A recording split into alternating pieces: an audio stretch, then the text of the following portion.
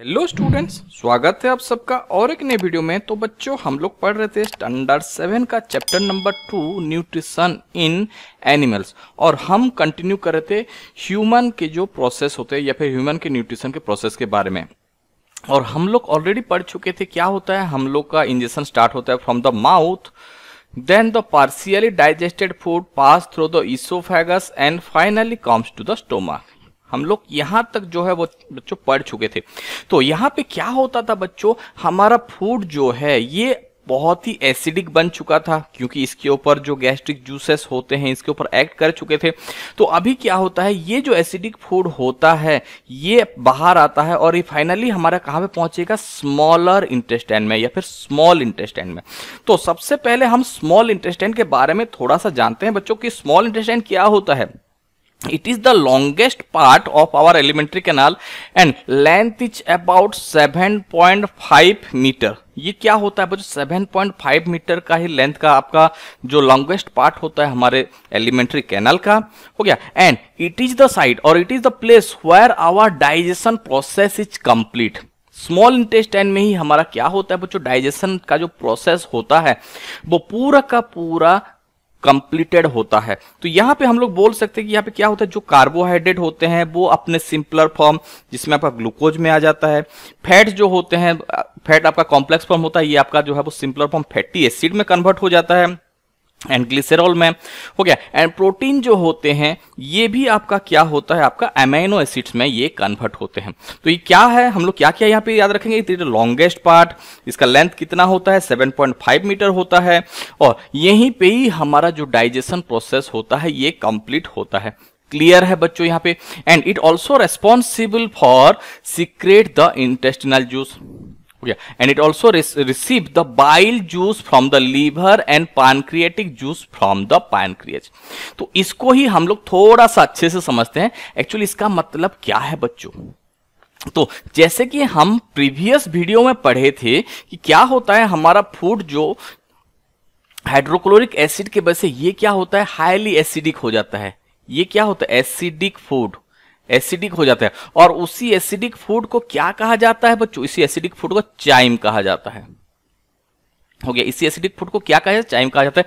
और let suppose मान के चलो कि स्टोमक में तो हमारा म्यूकस प्रेजेंट रहता है और वो स्टोमक क्या करता है, जिसकी वजह से हमारा स्टोमक जो है प्रोटेक्टेड हो जाता है due to the presence of mucus. But मान के चलो यही एसिडिक फूड अगर हमारे स्मॉल इंटेस्टाइन में आ जाए तो क्या होगा, तो स्मॉल इंटेस्टाइन आपका जो है वो खराब हो सकते हैं ड्यू टू द एक्सेसिव और the corrosive nature of acid के वजह से। समझ में है बच्चों। तो इसीलिए जरूरी क्या है, इसलिए बहुत ही जरूरी है कि ये एसिडिक फूड को जो है हमें अल्कालाइन करना पड़ेगा, इसको न्यूट्रलाइज करना पड़ेगा। और इसमें न्यूट्रलाइजेशन का काम कौन करता है बच्चों, हमारे पास जो आता है लीवर।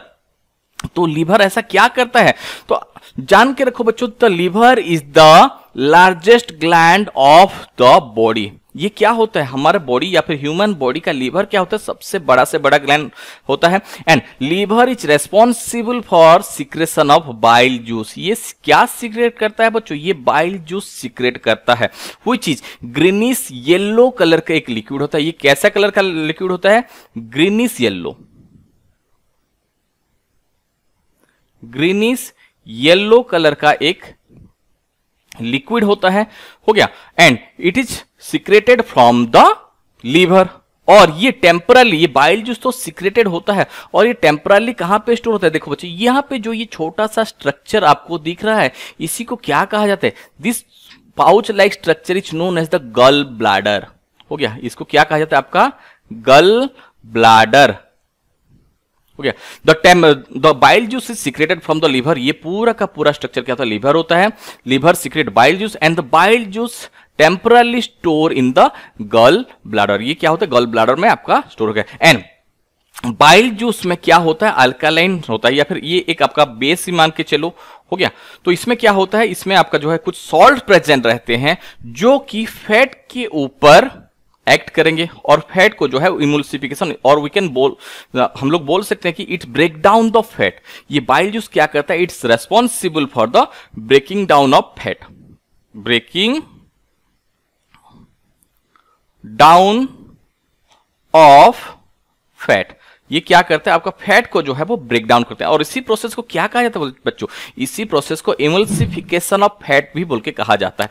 तो लीवर देखो बच्चों यहाँ पे हमारा दो काम कर रहा है। सबसे पहले ये क्या कर रहा है, हमारा जो एसिडिक फूड जो आता है उसी एसिडिक फूड को क्या बना रहा है, अल्कालाइन बना रहा है, ताकि ये जो है हमारे स्मॉल इंटेस्टाइन को अफेक्ट ना कर सके। तो ये क्या होगा, it make the food coming from the stomach make alkaline, इनको क्या कर रहा है, अल्कालाइन कर रहा है, अल्कालाइन कर रहा है। और along with that it is also responsible for the emulsification of fat, fat को भी जो है ये क्या कर रहा है, आपका ब्रेक डाउन कर रहा है।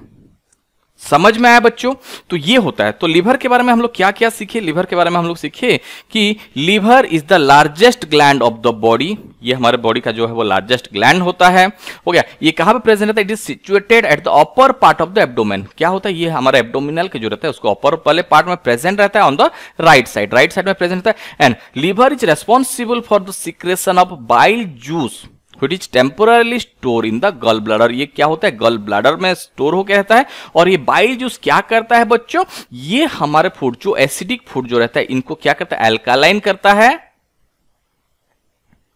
And along with that it is also responsible for the breaking down of fat into small globule। हो गया, ये क्या करता है, along with that आपका फैट को भी जो है ये कन्वर्ट करने में हेल्प करता है। समझ में आया। तो यहाँ पे क्या होता है, हमारा फूड जो है अल्कालाइन हो जाता है। एंड ड्यूरिंग द पैसेज, जब भी ये स्मॉल इंटेस्टाइन में आता है, इट द फूड और द जो फूड हमारा स्टोमक से निकल रहा है ये इट ऑल्सो रिसीव और it again receives the secretion from the pancreas. यहाँ पे क्या होता है, just below the stomach, stomach के जस्ट नीचे और एक ग्लैंड प्रेजेंट रहता है बच्चों। ये वाला पार्ट पोर्शन आप जो देख पा रहे हो इसी को क्या कहा जाता है, इसको पैनक्रियास कहा जाता है। एक ये तो आपका बाइल जूस रिसीव किया, along with that ये it also receive the secretion from the pancreas। Pancreas से भी ये क्या करता है, आपका कुछ सिक्रेशन रिसीव करता है। क्लियर है यहाँ पे। तो pancreas is responsible for the secretion of pancreatic juice. ये क्या करता है, आपका पैनक्रियाटिक जूस सिक्रेशन करता है। और ये क्या होता है, it is the cream colour gland located just below the stomach, ये स्टोमक के जस्ट नीचे प्रेजेंट होता है। और पैनक्रियाटिक जूस जो सीक्रेट करता है ये क्या क्या करता है, जो पैनक्रियाटिक जूस होता है वो चाहिए कार्बोहाइड्रेट, फैट, प्रोटीन, इन सबको जो है फाइनली वो लोग कन्वर्ट करते हैं किसमें, सिंपलर फॉर्म में कन्वर्ट करते हैं। तो पैनक्रियाज कौन कौन सा ऐसा जूस या फिर ऐसा एंजाइम सीक्रेट करता है बच्चों, तो पैनक्रियाज सीक्रेट करता है ज्यादातर आपका दो तरह का होते हैं, आपका एंजाइम्स होते हैं जिनका नाम होता है, एक क्या होता है आपका ट्रिप्सिन एंड लाइपेज।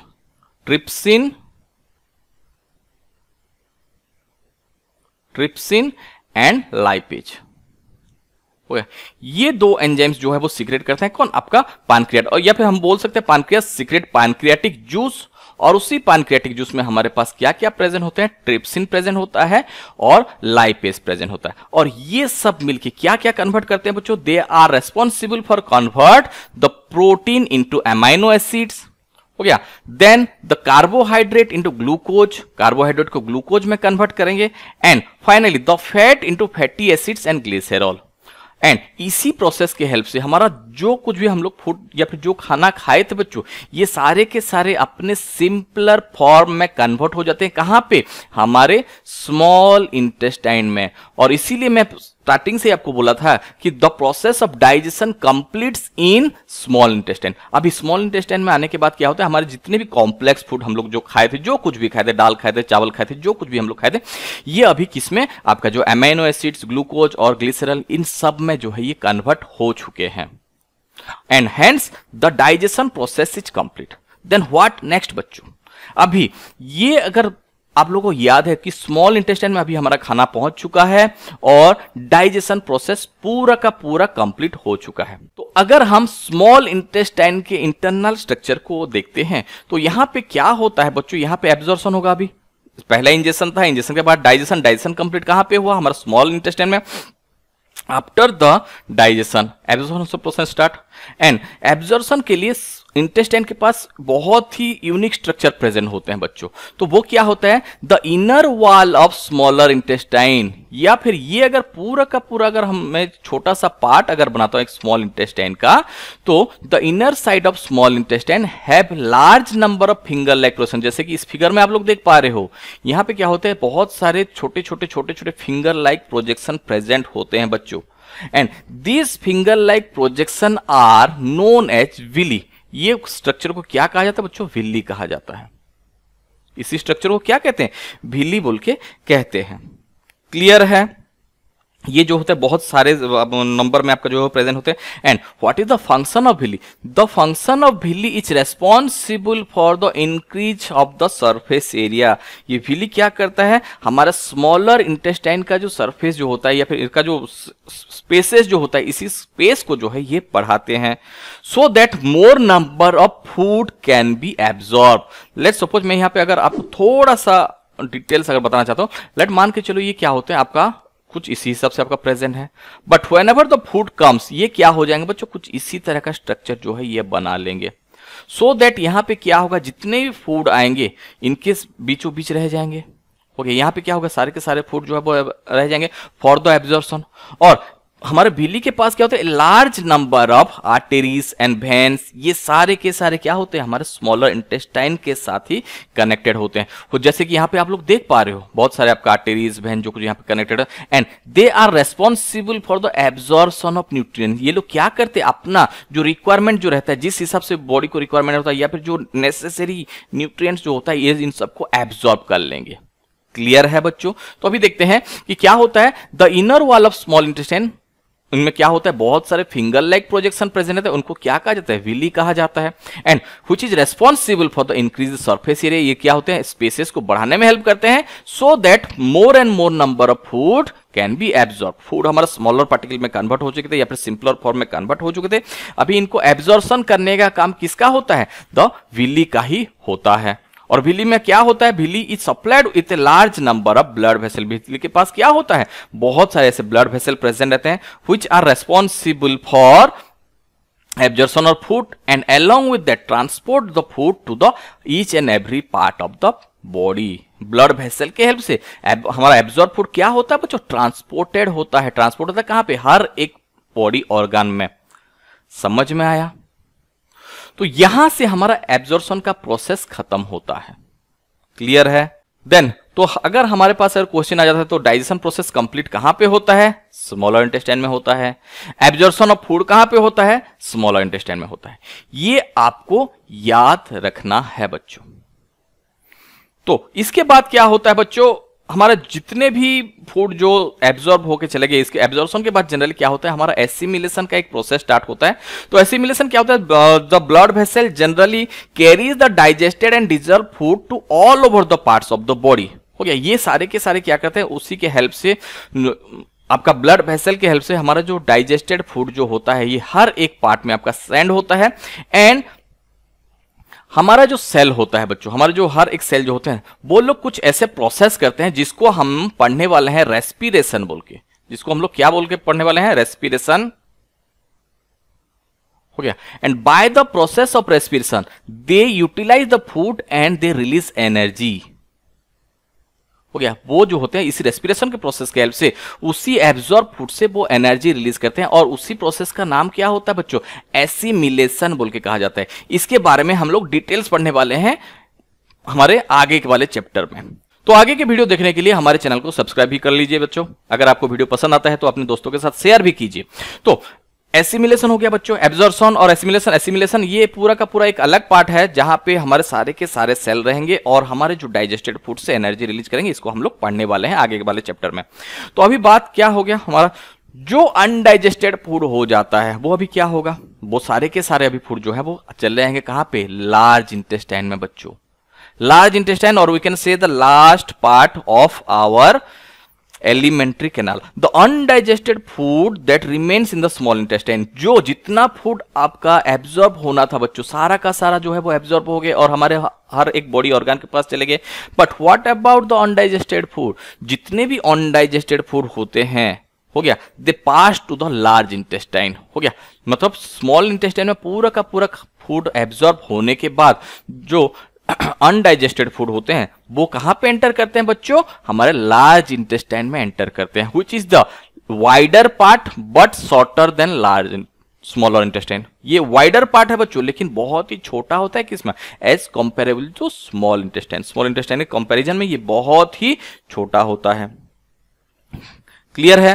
तो जितने भी अनडाइजेस्टेड फूड होते हैं ये सारे के सारे कहां पे आ जाते हैं, हमारे लार्ज इंटेस्टाइन में आ जाते हैं। और इसका लेंथ का अगर बात किया जाए ये 1.5 मीटर होता है इसका तकरीबन, जो एक एडल्ट का बात किया जाए तो यहां पे क्या होता है, यहां पे किसी भी तरह का डाइजेशन नहीं होता, एब्जॉर्प्शन नहीं होता, बट यहां पे वाटर एंड सॉल्ट जो होता है, हो गया, हमारे खाने के साथ जो वाटर, एक्सेसिव वाटर जो होता है या फिर सॉल्ट होते हैं, दे आर एब्जॉर्ब, हो गया। तो लार्ज इंटेस्टाइन में काम कुछ भी नहीं होता, but it is only responsible for the absorption of water and the salt from the undigested food.